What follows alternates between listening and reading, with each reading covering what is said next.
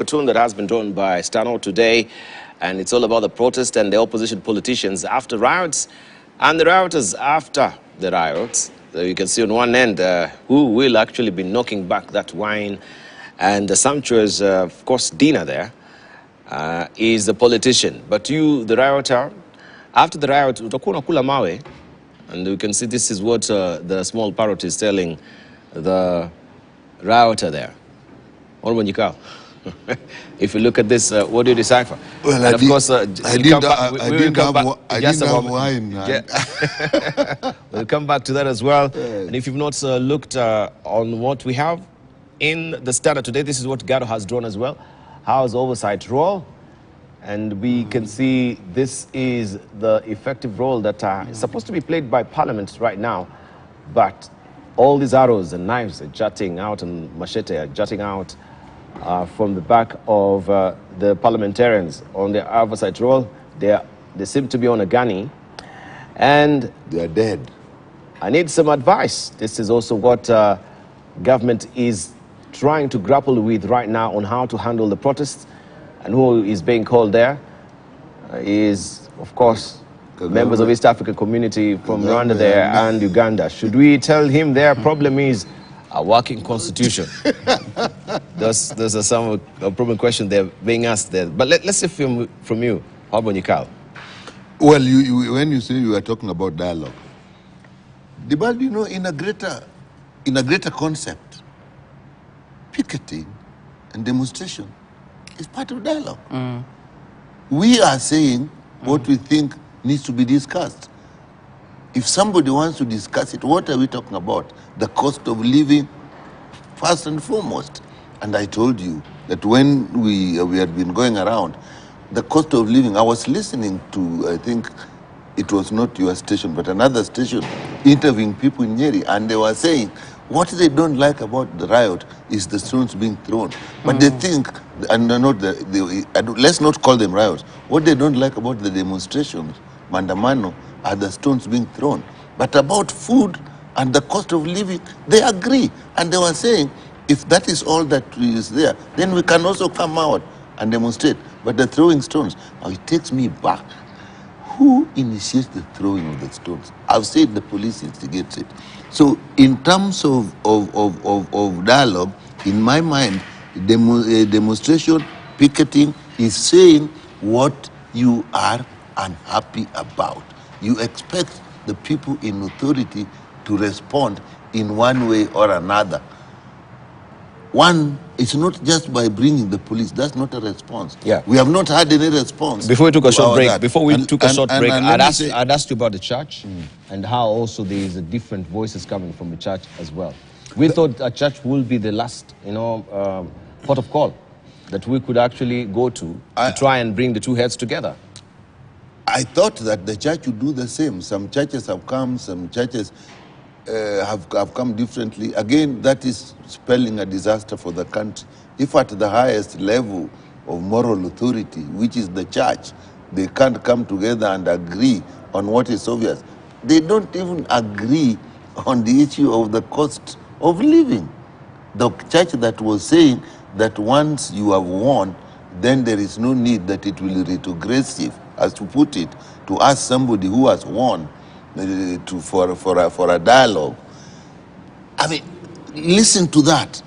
In fact, the person who has won is the person who should now respond to what we are saying through picketing and demonstration. I've told you we can't say it in Parliament, so where are we going to say it? So when we say it in the street, we expect somebody to come and say, this is how we are going to address the cost of living. This is how we are going to address the issue of electoral justice. Now, people have been saying that the elections are over, the court had decided, so that is the end. But let me take that, the ban. Even in courts, people have been actually convicted and sent to jail, some even hanged, and later on, evidence came that indicated that they were actually innocent. Retrials have been started long after the case had been closed because new information have come. When we have come with new information that is saying open the server, the only thing is open the server.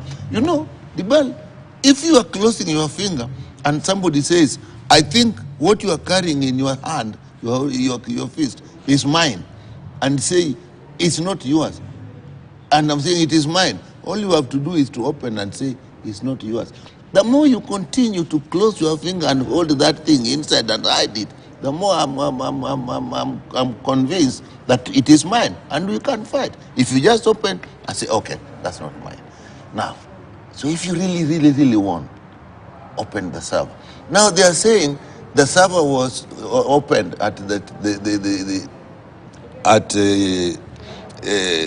Bomas, that every information. What was at Bomas was actually the portal. The servers were not at Bomas. That is the issue. So we want to know what in the servers. And they can't say, now look at the what is happening in education. There was a feeling that the exams leaked, and there were some problems with the exams. The Committee on Education, the House Committee on Education, are saying they are going to ask for the servers to be open. We all know that actually opening the server will help. The cost of living. Say something. You can't say we removed the subsidies because they were not, and therefore now we are taking long-term measures that are going to reduce the cost of living. Give us time. In an emergency, you never just take long-term measures. You take three types of measures. Immediate measure to help in the situation. Then you can take medium-term measures that will bring it, and then very long-term measures. Buying fertilizer, I think, is not long-term even, but it is something that can help. But are you going to tell people who cannot eat today that you have bought fertilizer, so you wait for 4 months and food will be available? You have to do something. If a house is burning because there's been electrical fault, thank you. You do not say, I'm correcting this and there'll be no further. You get fire. Thank you. Extinguishers. Thank you. Let me hear from Professor Odwal on this. But let me just say one thing. What I'm saying, actually, the dialogue has started. One side has refused, and a majority of the country has refused to take part in the dialogue, because in my mind, demonstration is the first statement, but something is wrong. They don't want that form of a dialogue. What form of dialogue do they want? The dialogue that actually the church is calling upon is sit down, have a conversation on the way forward from this particular stalemate. About what? About your issues that you've raised. We haven't had them. The big ones is the cost of living, and that one all Kenyans will know. And the second one is electoral injustice. New information has come. How do we handle this new information? But they have a special umbrage also on how you're handling your issues, because you have a broad-based excuse me, a broad-based issue that is so ambiguous. Can they be itemized and to say, under the cost of living, this is what we are thinking as the opposition should be happening right now with the Kenya Kwanza government? When it comes to IBC, it's not really just opening the server. What do we want to see from the server? There was also a leo that was given by the Supreme Court to access the server.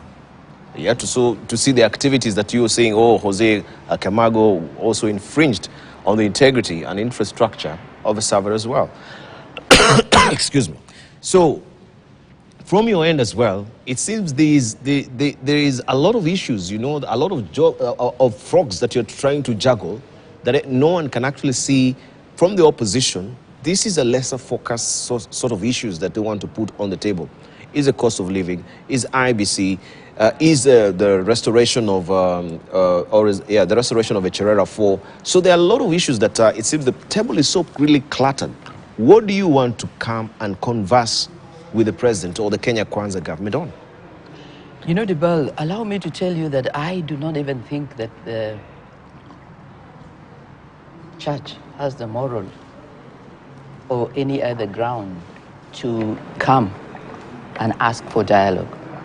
Allow me, because I know that Kenya is a country of many different faiths, but from my Christian faith, as I was reflecting on this, it was very clear to me that the Lord's Prayer that Jesus taught his disciples to pray indicates that we need, when we come as a church or as a religious group, to separate the kingdom of God, which, by the way, would never have tribalism, corruption, this kind of impunity, would never, the kingdom of God.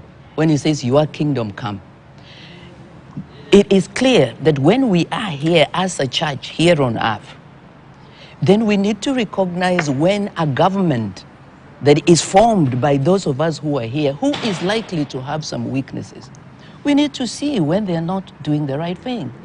My humble submission, watch right through the elections to this point, they lost it. So when you are looking for dialogue, or if you're looking for mediation, the first thing you need to do, get a mediator that the two people who are disagreeing on a point are likely to think will give them a fair hearing. I start with this because I just want to say that I have actually been on a journey to bring Kenya back to its glory from the referendum. And depending on how you want to look at what is happening now, you could choose to say the opposition is not clear. But I just want to come back to you and say it is very clear.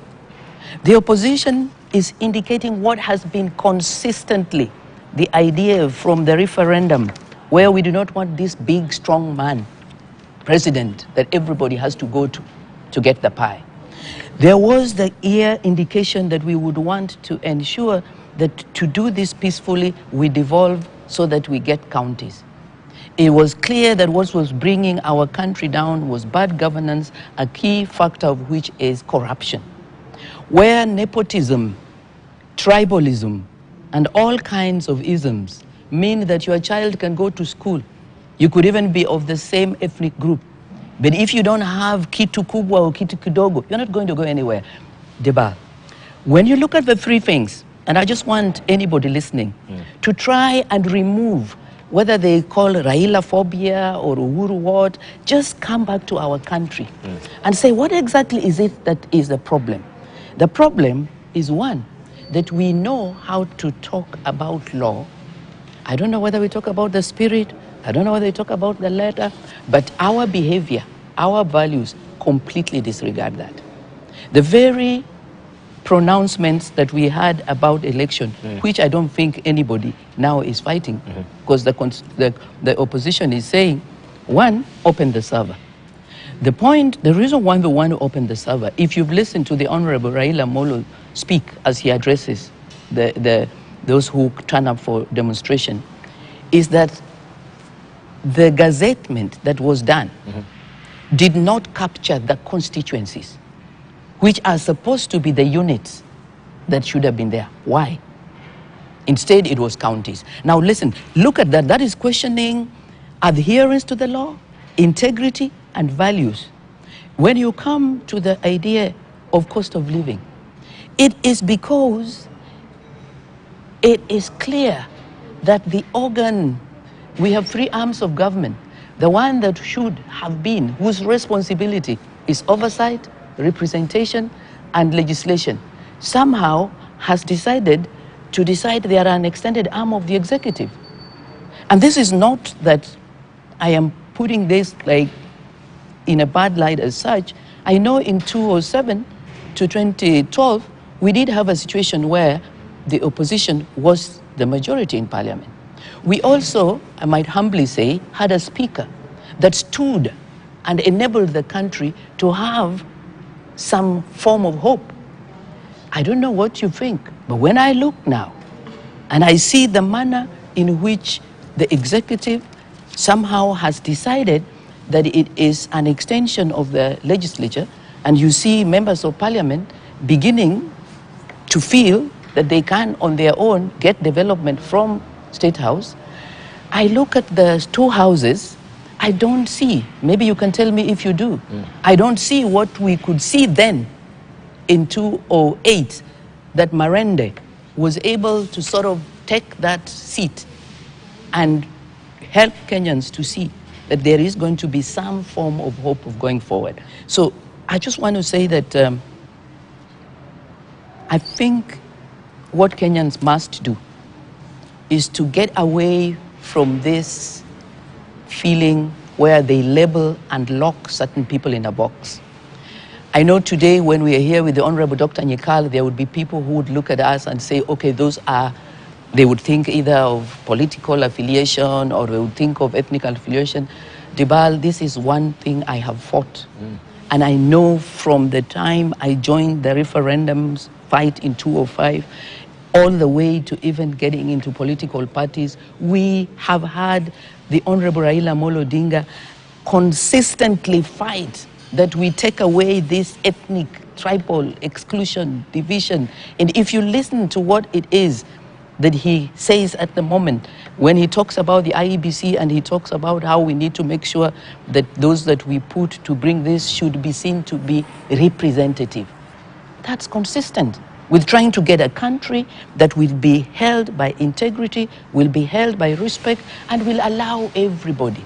When you look at the cost of living, it is also simply saying we cannot have a situation where you have this 50 CASs, a number of whom are people with all due respect, have already served and might have had something that they could even fall back on, and you have people who can hardly buy unga, and you have people who can hardly even make ends meet.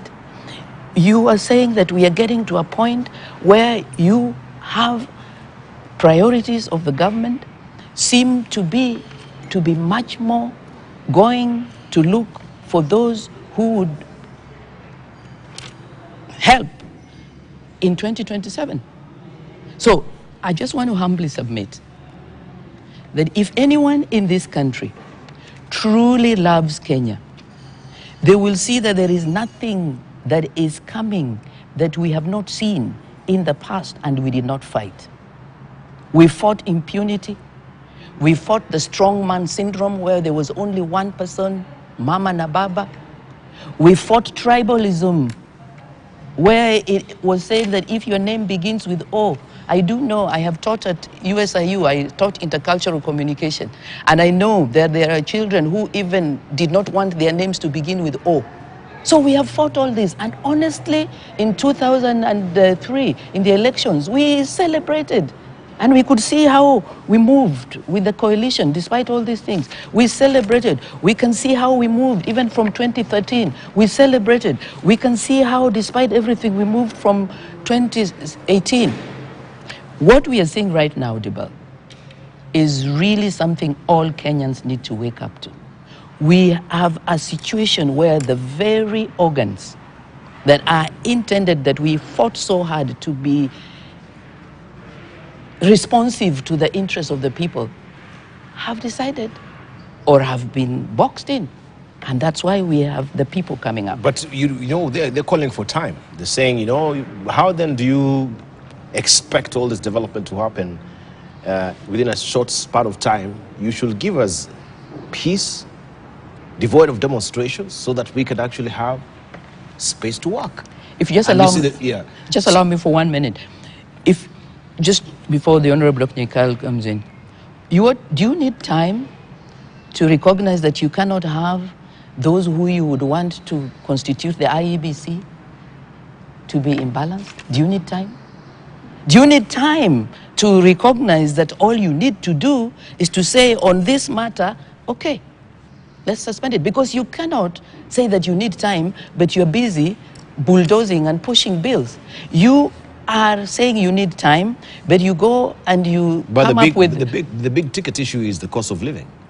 Yes, but how do we turn around? How do we make, you know, the economy to thrive and give it space to grow as well if we are stifling with demonstrations, business not being open? An estimation of 2 billion shillings a day is being lost according to the Deputy President. You have another day on Thursday, right, that you want to add? Because it is better, if you just allow me to say this, it is better to have a peaceful voice that is calling the red flag that Kenya is going through a slippery slope than to be quiet. The same deputy governor, the same deputy president who is talking about those billions, ask him what happened on the highway. How did those people come in? Is anyone going to do business when they see young men wielding pangas? Ask him, is anyone going to get into the CBD when police are all around? This is what they call doublespeak. The only red flag that we have in this country right now is that we have a government that is playing politics and is not holding leadership.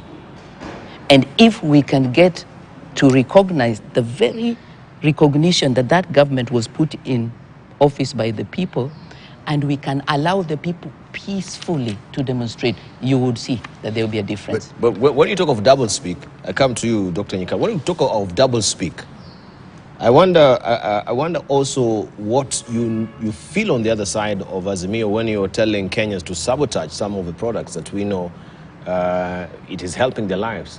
Also, most people are employed by some of these organizations as well. You tell them sabotage this newspaper, not really sabotage, boycott this newspaper, boycott this particular telco. Then what are you telling Kenyans? That we go to the street to really fight for the cost of living, yet you are the one who's mutilating the cow that is meant to be giving the milk at the end of the day. Isn't that doublespeak? You see, let me tell you. If you are raising issues, and you started by saying it's a plethora of issues, so you say the table is cluttered, isn't it? You did. Now, it is your duty to also know in this what is the main issues, and if you can be seen to be addressing those ones, and you can say, I'm going to do this about this, this about this, then there is, the other person should say, okay, should demonstrations go on if this is being done? The cost of living, you are saying, what is it we want about the cost of living? The cost of living actually is the cost of food itself. There was an attempt at subsidy, which I'm not convinced should have been stopped. The argument was it was unsustainable, but Nyikala, I wanted to to answer my question directly, because of course we've been on this table, we discussed the cost of living, where it's coming from. I'm asking you about the doublespeak, because on the other side you say, oh, this Kenya Kwanza government is talking about issues that there is like they're giving the rough with the smooth. So from different sides they're giving different opinions. So we have the double-faced government that cannot, but and from your end as well. I'm going to answer that. I'm going to as- answer that. You see, I'll not go into the details because I don't have it, and if I may try and get it. By the time, at least I know the last time that we were talking about Safaricom, there were clear indications that financing of the Safaricom, some of the business of Safaricom were actually not benefiting the people, but actually was getting money away from the people. So I think that was mentioned. So if you're in a situation and you think there are some corporations that actually are aiding the situation as it is now, or some companies that are aiding the situation as it is now, then obviously they are not helping people. I think I saw a cartoon yesterday which was saying, if rich people rob poor people through their businesses, it's called business. But if poor people fight back, it is called violence. Now, you must know that there's some corporations, some companies that actually can be part of that. And so when you are calling that, you are calling at least a measure that if taken, they should know that they should cooperate and make things easier. Like the role of this, like Safaricom, in all these money transactions. I think that's where it was coming from. But I'll say that if you then go on a blanket and say, don't, but all business shouldn't go, then obviously that... Have Kenyans complained? You know... No. Let me ask you. No, I'm just asking a very sincere, have Kenyans really complained? All these 30+ million subscribers of Safaricom, have they really gone also do they even know? What do you mean? There is something we call felt needs and unfelt needs. Sometimes, sometimes people will die from an unfelt needs. You see, like if I were to take, you see, Nyika, I agree with you. I agree with you. But I wanted to just to ask you: do they even really know? You know, do they even really know? Is where you come in to clarify? Exactly. Because this is what we are coming to. Exactly. So you're giving us a very broad that is statement. leadership. You're giving us very broad statement without even the nuance, so that we know this is the issue that we have with Safaricom. right? Do they even know? What don't we know that we should be knowing? No, let's not That now we should boycott. This is the questions that and answers that I need from you. Yeah, because I know at the time that it was actually stated, there was actually evidence that even the tariffs at Safaricom, all of them were not justified. Some of the betting, almost betting that was going on through it, was actually draining money from people that were not justified. But that's one point. So I say it, if that is known, yes, call for it. If it is not known, it would be unfair because it hurts business, as you have said. I wouldn't deny that. But let's go to the bigger, broad issue of what is it that should be raised. And if you say, we know everything about cost of living, you asked, what is it about it? I was going to say that. If we know all about it, I wouldn't go about it. If we go about the cost of fuel, the cost of fuel is actually the tax regime, the way it is, the price control, EPRA, the price control, the ordering system that brings fuel into the country. Dibal, have you noticed that actually before there were a lot of very small businesses or people selling fuel? Do you know that has gone? We remained with about 4 or 5 big ones because all these small resellers have literally, by this pricing system, thrown out of business. And you know, it is actually the medium and small traders that actually have a price regulating mechanism, because they're not going for very big profits, and therefore they tend to control things. But if you leave it to a few guys, they quickly form a cartel. So that is something we know about the fuel. The cost of power, that is everything in production and everything. We know the issue of the IPPs, independent power producers. We know that they have horrible agreements. I think some must have been renewed, or there's a process of being renewed recently, where they actually make more money than they should, more than the KenGen that is actually producing most of our powers. Those are issues that if you see them starting to be addressed, you know that there is hope. If you talk about exclusivity, when you see how the PSS and the CSS are being up, the cabinet secretaries and principal secretaries are being appointed now, does that tell you there's inclusivity? You don't. And then when you hear how people very close, like the DP is talking, that this is a company and people will share, do you feel included? So when you see that we don't see any effort to address these issues, then of course you come out and talk loudly. And that's what the picketing and the demonstration is all about. I don't think our leadership is so hostile that if somebody said, this is how we want to deal with the cost of living, this is how we want to deal with the cost of power, this is how we want to deal with the cost of fuel, this is how we want to deal with the issue of inclusivity, then you come with CSS, you go to the Public Service Commission, they recommend 23.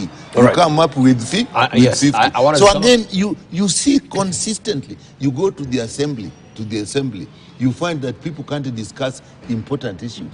The division of revenue is the document that actually divides money between the national and the county government. Already there's something coming, and it's going to come, I can tell you, Dibal, that this the issue that the National Assembly is going to say we are going to give 380-something billion. You will hear the Senate saying they don't want that. The Council of Governors will say they want 485. Now, those are issues that must be discussed earlier than wait when there's a crisis. Now you are looking for a formula at the very end. So when you don't see those efforts being made, what do? You feel there's no hope. But if somebody come to say, tomorrow, this is how we want to make sure the cost of fuel goes down, who is mad that they won't listen? If somebody says this electoral thing, okay, if you people are saying we didn't win the election, here is the data. Again, who is mad? And they'll continue. If you look at IBC, there have been argument that the bill that was passed it was actually passed. Some people will say it wasn't passed in last parliament. It was muted in last parliament, but it was actually passed in this parliament. That's where it was discussed, that's where it was passed. And that's we agree that we don't agree that the panel was likely to be a fair panel. Now, if you're making noise about it, but the next day it is on, actually that bill, I think I missed that day to be in parliament. It was literally passed in a day. So, Yeah, it was passed in a day because there was no opposition. You walked out. You know, how would you now expect to have any debate? And you walked out on that particular debate yourself. But what about you come here? You're saying it was passed in a day. What about the others?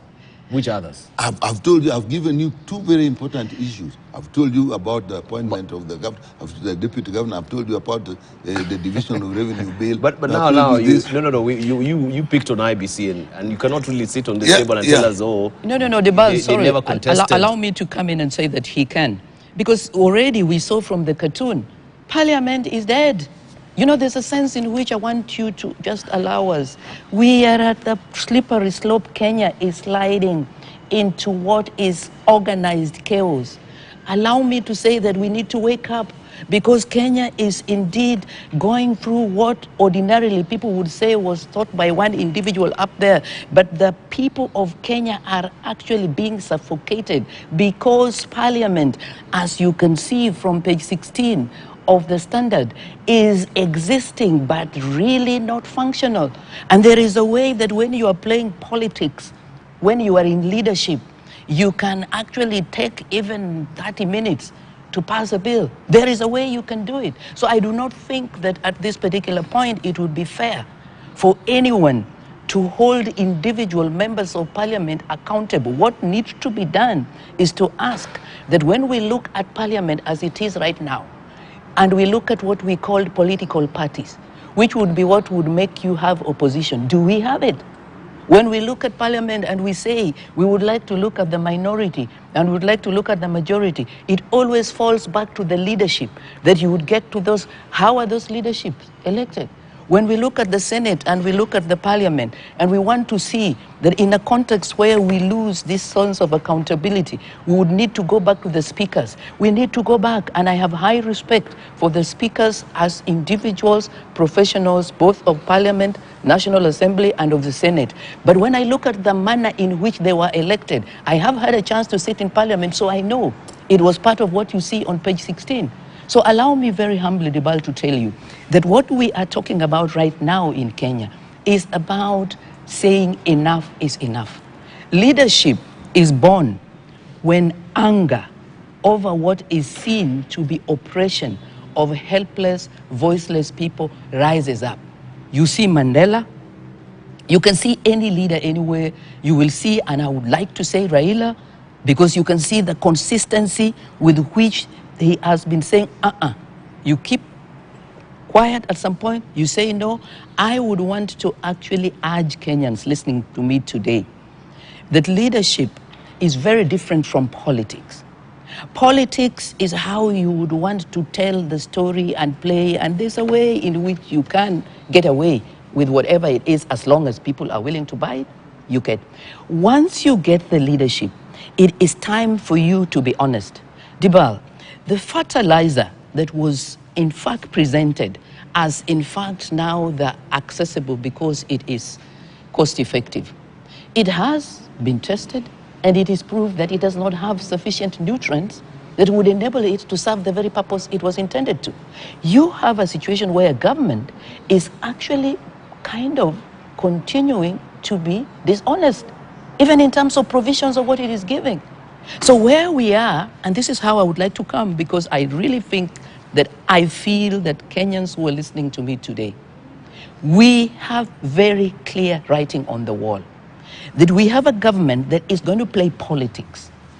And we therefore do not have integrity, we do not have accountability, we do not have clear policy frameworks, and allow me to say, we really do not care about the people.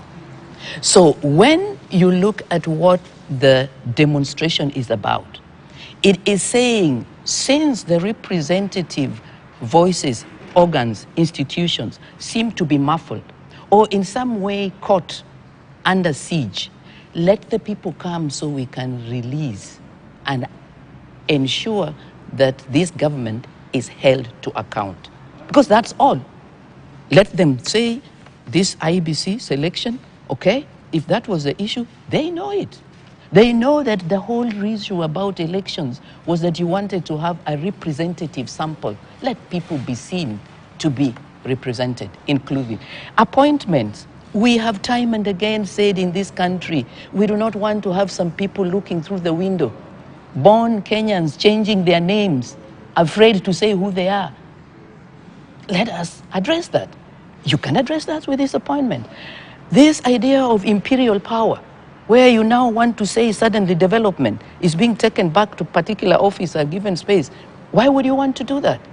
There is CDF, why would you want to do that? There are counties, why would you want to do that? So truly, Debal, allow me to say that any Kenyan, particularly who has been in this country, who has watched from 2005 the referendum, who has understood why there was even the point to go to 2010 for the constitution, who watched Kenyans come together to elect Kibaki, who has seen Kenya kind of go down and figure out how to still get back on the balance, will understand why where we are right now, anyone needs to wake up.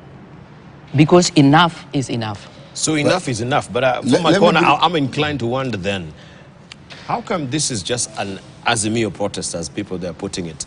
Where is civil society's voice if they collectively feel the same frustration that Kenyans are feeling? I think also that has been a very good conduit of expressing the anger and also putting the government, hot on the heels in terms of responding to some of his frustrations. Historically, when you have had situations that actually are overwhelming, you will find that either individuals or a small group that starts it. If you give it time, even those will come in. So it will snowball. Yeah, it will snowball. And let me just tell you the things that we don't. Dibal, if you look at Parliament, is actually, I've realized, are very important. If you look at the way we are trying to use Parliament, even things that are coming.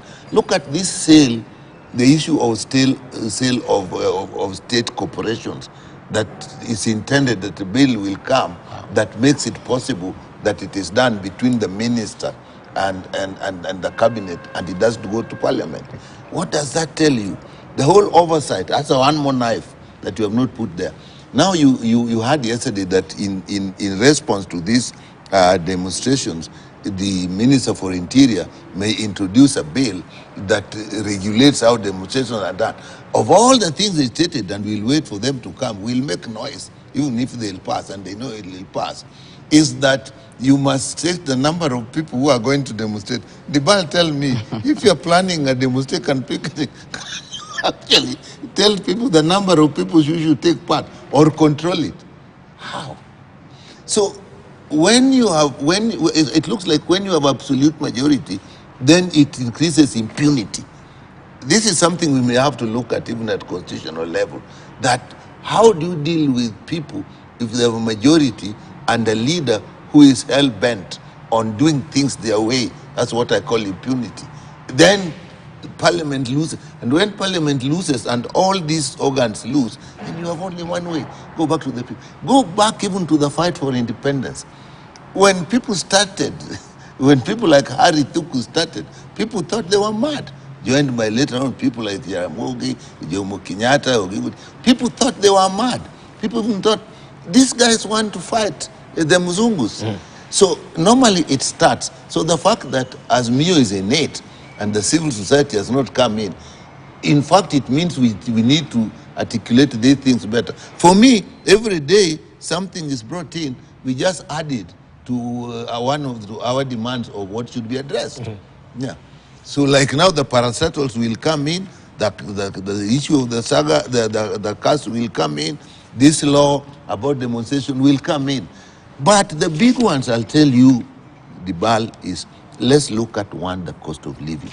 Two, then let's look at the second one, the electoral process. Okay. And then the inclusivity, appointments.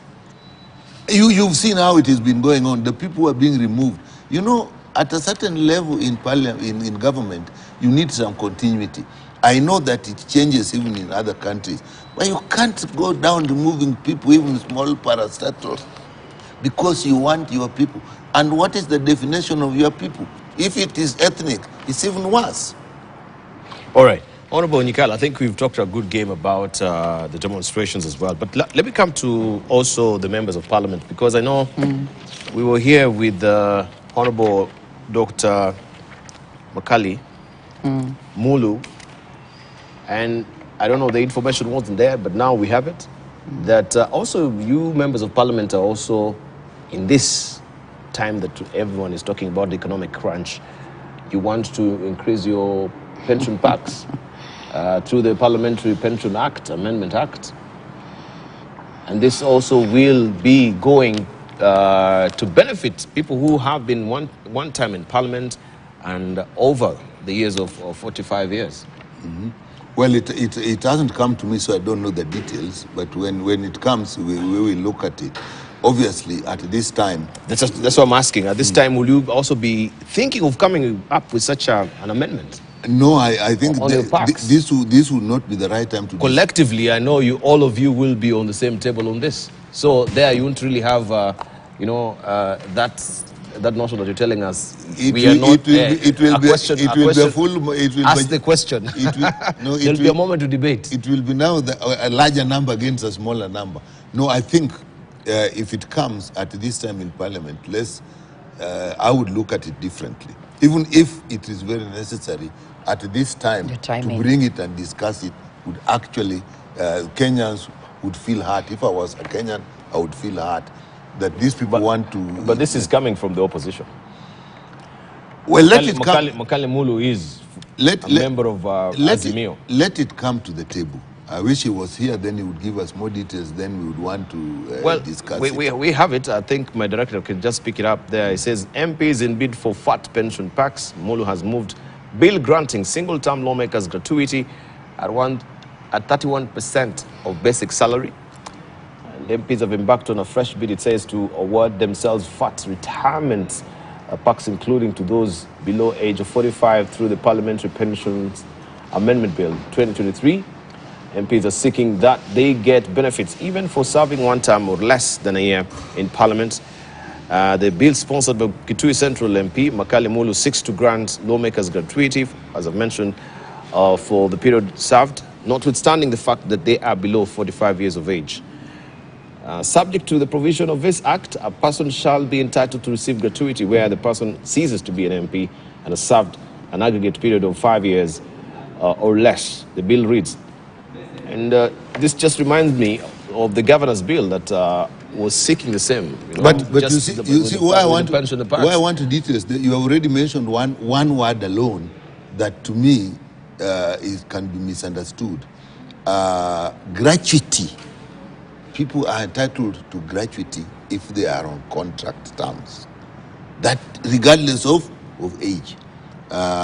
If you are employed on permanent and pensionable terms, then you go and get a pension. In private sector and everywhere, if you are on a contract term, then you have a gratuity which comes at the end of your term and calculated as a proportion. Now, I think here what the issue would be, what amount are you talking about? And the timing of that. I think that is what we should look at. Because this time, what should be our focus is the cost of living to Kenyans, the cost of fuel, the electoral processes. But I've not gone through it. I know the mover is a very, very reasonable member of parliament. He understands. Don't you consider it ill-timed? It hasn't come.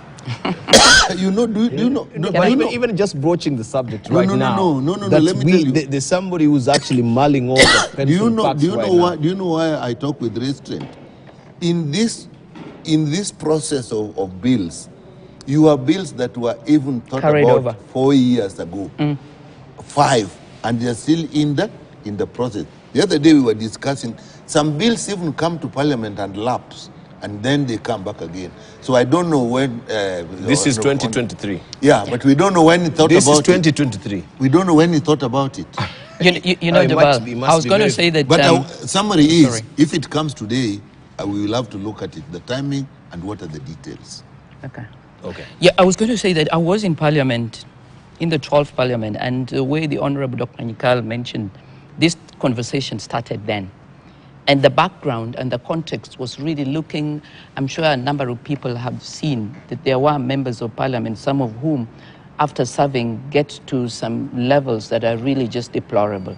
So the spirit and the context in which this was discussed in the 12th Parliament, at least I remember sitting through this, was really one that was then intended to address and balance and debate and see the extent to which one could try and manage the situation. However, what I would like to say is that we don't want to lose that there clearly is a sense in which there are people sitting, working very hard to try and get Kenyans to take their eye off the issues which are: one, cost of living and hunger; two, bad governance, where you are actually in 2023 already determining not only the body that will define elections, but individuals from different areas, awarding them jobs so that they would then be the ones to label at that time. Three, making sure that we are getting to a point where nobody would ever dare to raise their voice to contradict and say what it is that is called out there.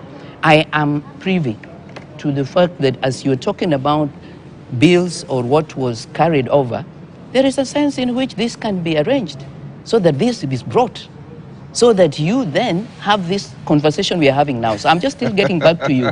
Please, let's not run away from the elephant in the room. Deflectionary. Organized, confusion, deflectionary. I am telling you, I sat in Parliament for 5 years. I know that what you see, it doesn't just happen. What we need to deal with is the rot at the head. And the rot at the head is, can the executive be separated and stand alone as the executive? Can the legislature be recovered and allowed to be the legislature? Can the judiciary? If we do this debate, then we are going to find that this organized chaos, this effort to reflect, one time somebody has too much land, so you run and suddenly start asking, so, oh, is that how much land? One time you're going to think, oh, Parliament is increasing salary. Let's get back here. The cost of living, the people of Kenya, bad governance, elections, where it doesn't make sense to even go and elect, because in any case, there will be somebody announced, and after that you can sit and dialogue and see what you are sharing. Who is sharing? It's not the people. So I really think let's get back. Let's get back. These three issues we are talking about, let's get back to these issues. Bad governance that is arising from a breakdown of values, that is arising from a government that is politicking instead of settling to now try and govern, that is coming from the point where law is useful when you want to suddenly see how to block Azimio from demonstrating, then you start introducing clause. Governance where you have an independent body being told what to do. If we can address this and include all Kenyans and speak for the Kenyans, then I think we will actually do well. There has been called, so you are saying this is purely deflectionary, according to your own estimation? In my understanding, it could be. But let me just it come could in be. on That's what I'm saying. But let me come on the 2012 one, the ones he said. Actually, that is when we were discussing the pensions for the retired presidents. And actually, there was an attempt to bring in the issue of the members of parliament. And actually, the members of parliament felt it would be inappropriate at that time to bring in it. And that bit was dropped, and the one for the president went ahead. So if it's coming back, I don't know what we'll have to know the details, but it could be deflectionary. It does read, and you agree with me, like the governor's bill as well, that even for the one time that you want to be served pension for the rest of your life. It doesn't make any lick of sense that you're a one-timer, you've not even gone full throttle 10 years as a governor, then what will make you are entitled to a pension. And the perks, actually, they wanted the perks to be akin to what the president is getting. because they consider themselves, you know, presidents of their own fiefdoms in the counties. this is If you really- may remember. How far No, did- I'm just saying. How far did it go? I don't think it will go far. Yeah. Let me tell you, of all those things you said, what can actually stand the ground internationally is the issue of gratuity. That can. Because That is granted, but Yeah, you know, you're yeah. picking up on the gratuity, and we still have the pension bit as well that you need also to consider. when it comes, Well, I you- think we'll consider. You will consider. Yeah, we will consider. Okay, we want to take a short break. When we circle back, we continue with more as well. Don't go away. You're watching Siasa Fiesta, holding court with Professor Jacqueline Odwal, who is the immediate former nominated Member of Parliament. Also, we do have with us Dr. James Jikal, who is a Member of Parliament for Seme. Farah Malim was meant to be here as well, and also Isaac Maura. They cancelled at the last minute, so don't castigate me and saying, oh, I have a very imbalanced panel. It is as mere operatives, yes, I tried as much as possible to make sure that we have, you know, all voices on the table on this as well. We take a short break. When we circle back, we continue with more.